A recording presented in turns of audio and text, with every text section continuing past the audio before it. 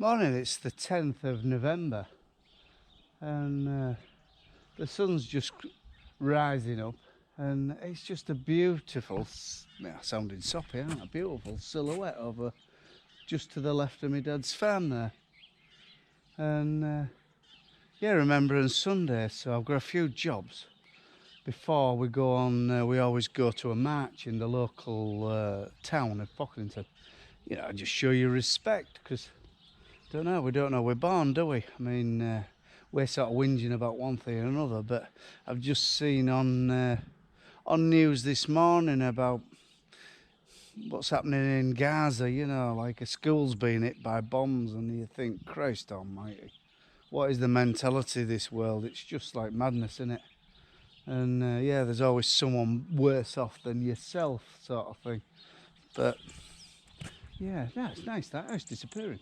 Because we hadn't seen a lot of sun. There was an hour of sun yesterday afternoon for a spell, but we hadn't seen a lot of sun. And when you do, and you get sun on your back, it just makes you feel a bit more positive. So, right, I've got a few jobs before we bugger off there. I've got terrible diesel problems with our digger, so I just want to get that sorted out, because there's a bit of a hold up in a beck just downstream for us, and our neighbour just wants us to track our digger down and rive it out. Because when it does flood, because I mean it's dry at the moment, but the weather will break, and it seems to come in like a deluge rather than a steady rain at the moment. So when the weather breaks, I think we'll be in for it. So I just want to track my digger down next week and pull these few hold-ups up, because when it does come a deluge, like I said, it backs up and comes over his field into ours. And to be fair, we haven't got nothing in this problem field. It's destined for spring barley, but it don't want that thousands and thousands of tons of water sat on it, compacting it down, because it's in beautiful condition at the minute. So right, we'll go sort that out. But I've got terrible diesel problems with my digger, because the tank is that full of gank, and we just need to get it if I can finish my job down there, I think we might even load it up, so instead of tracking it all that way from a mile and a half that way, and just because it'll just bung up again, you know. So right, we'll head down there. Birds are singing. Just feels nice. Shifted a hell of a lot of fodder bait. Christ, we've shifted some fodder bait this time. I thought trade was going to be steady, but I'm at 32 quid a ton, and to be fair, we're making money at that. But after I put that video on, bloody hell, someone from Cornwall's from 38 to 45. So I don't know, we might have to renegotiate. But I didn't want my heap hanging about too long, though, to be fair, because it was warming up terrible. There was a lot of soil and top in it, and it was warming up terrible. So, and how mild it is, it won't keep. So right, I got my starter pack, new filter, torch, so I can see what I'm doing in the depths of the engine, and we'll go proper working man's pickup, innit? Yes, got serious diesel problems with this old girl. The tank is absolutely full of horribleness. First indication is this little tap. This is little inline tap to the pre-filter that bunged up with like a sludgy slime, browny, horrible stuff. Whether it's got the bug, I don't know. But there's an aftermarket 24 volt pump on there, which I think the gauze was filled up. Well, the gauze was all ganked up, but I think it's damaged the pump. There's that much bloody stuff gone through. So we blew all that out, and then we're just bleeding it up to a brand new filter on. She's got the same filters on as a Kubota tractor. And we just saw that little pump is pumping fuel up to that new filter we've put on there, you see.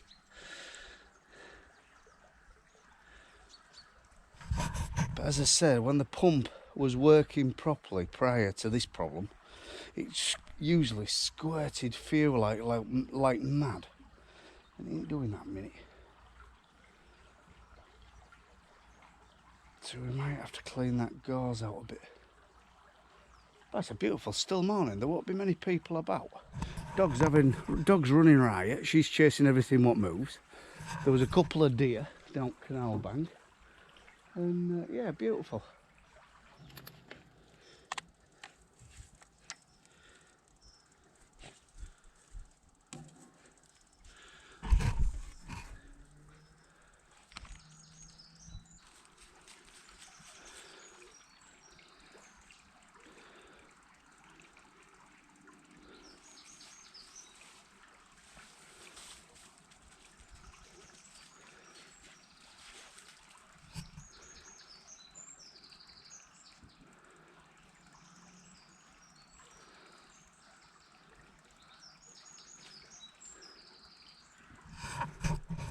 Honestly, that dog has got the life of Riley. It just, from morning till night, from like, what if I get up at whatever, 4, 5 o'clock, 8 o'clock, it's loose. And then it just potters about all day if we're at farm, barking. And then it likes to be with us. It has to be in the pickup if the pickup's going anywhere. And it just explores all day long. And it's only a pup. And it's a brilliant dog and very affectionate to grandkids. Arabella, who's not even, well, she's creeping up too. She was lolling about with her last night, and Willow just loves it. Just loves the attention.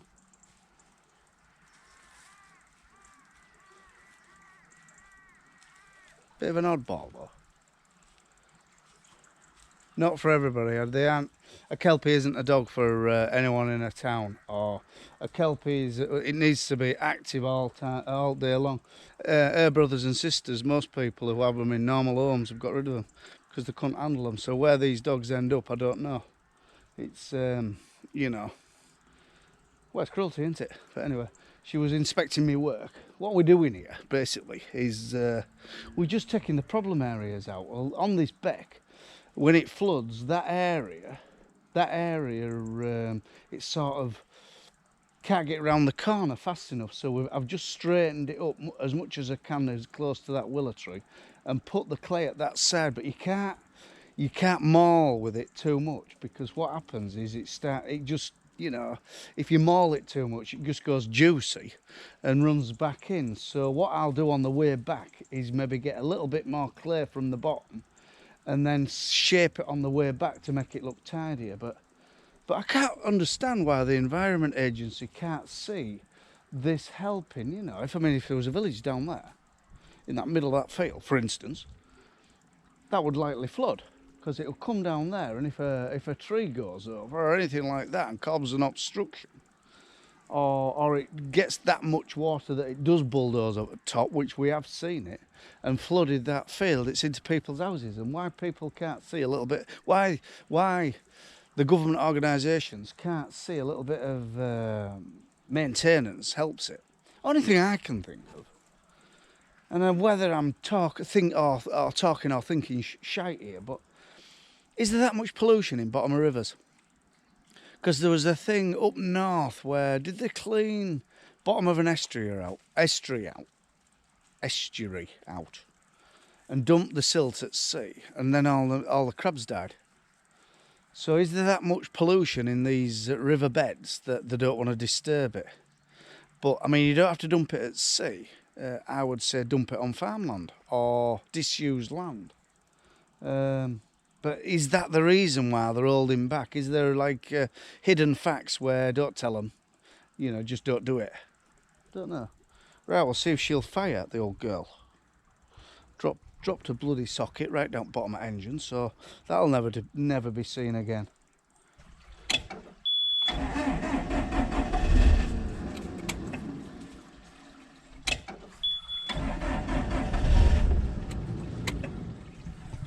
Come on, old girl.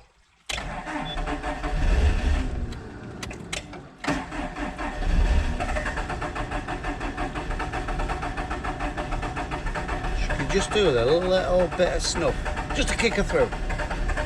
Come on, you old girl.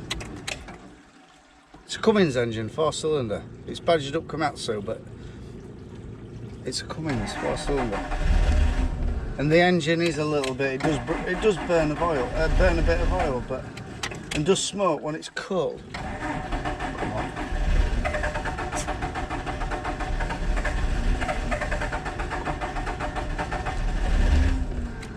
She'll go, sure.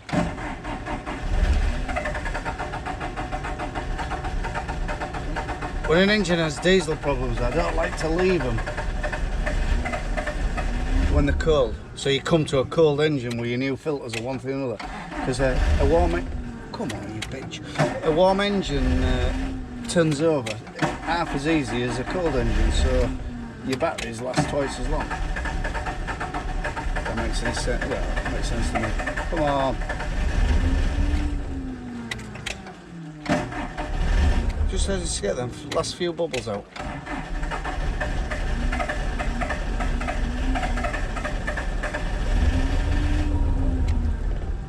nearly there.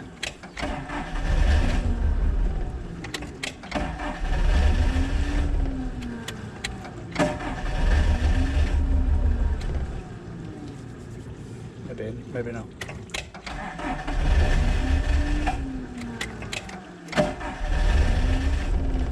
If we aren't careful, we're going to have flat batteries in a minute.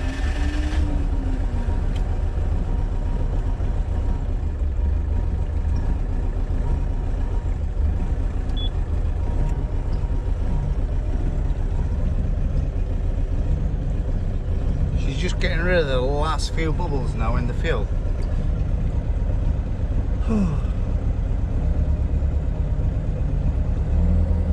She's got fired. She's got out of it now.